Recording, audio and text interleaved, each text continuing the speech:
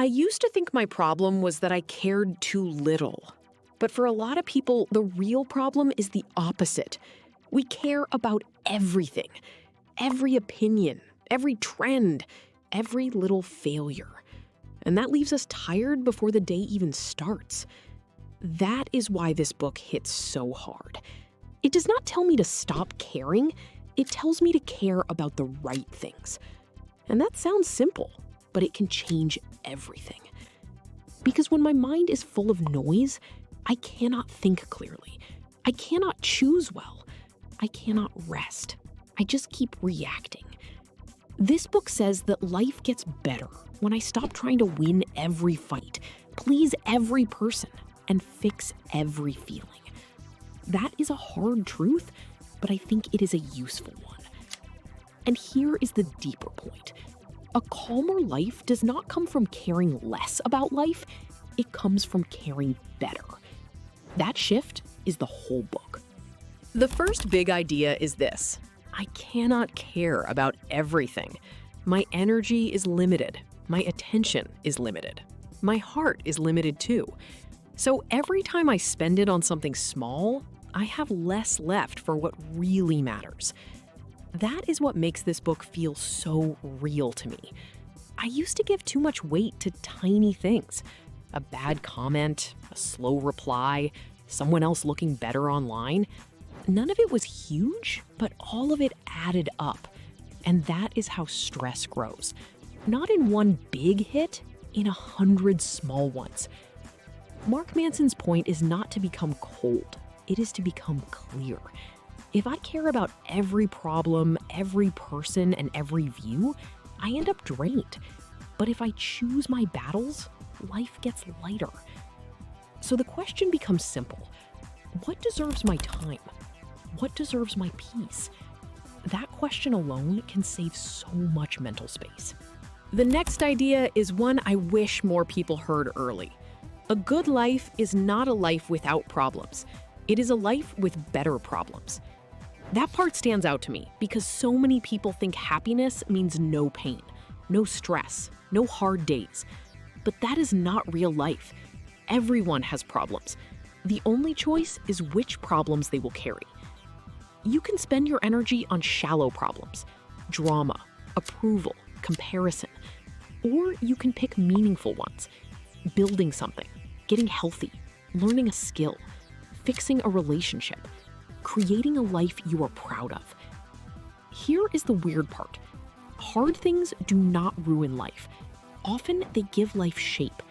They give me direction. They tell me what matters. So the book is not saying enjoy suffering. Not at all.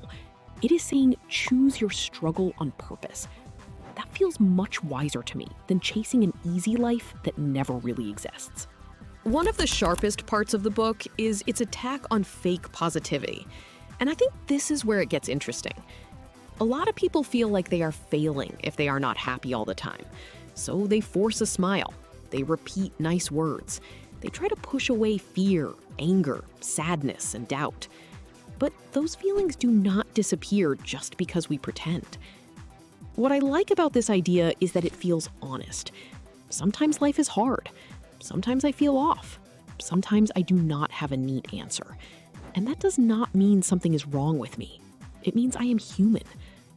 The book says pain is normal. Uncertainty is normal. Failure is normal. The goal is not to erase those things. The goal is to stop being shocked by them. That matters because when I stop fighting normal human pain, I get stronger. I waste less time trying to look fine, and I start dealing with what is actually in front of me. Another key idea is the difference between fault and responsibility. This is one of the most useful lines in the whole book. Something bad may not be my fault. A setback, a rejection, a mistake someone else made, a hard season I did not choose. None of that is always fair. But the book says I still have a choice about what I do next. And honestly, I think this is where real power starts. Not in blame, in response. If I stay focused on who caused the pain, I can get stuck there. But if I ask, what now? I move. Maybe I need to set a limit. Maybe I need to learn. Maybe I need to try again. That shift gives me control over the next step, even if I did not control the first one. This is not about self-blame. It is about ownership. And for me, that is a much stronger idea. It turns pain into something I can work with, instead of something that owns me. The final lesson of the book is simple, but it stays with me. My life gets better when I choose better values. Not shallow values like praise, status, likes, or always being right. Those things shift too much. They make me fragile. But better values are solid. Honesty, responsibility, effort, patience, service, growth. Those are things I can build my life on. And this is the real heart of the book for me. I do not need to care about everything. I need to care about the right things. When I do that, I stop wasting energy on noise and start putting it into a life that actually means something. So if I could leave you with one line, it would be this. A better life is not about caring less. It is about caring with more wisdom. If you want more book ideas made simple, subscribe to the 5-Minute Shelf.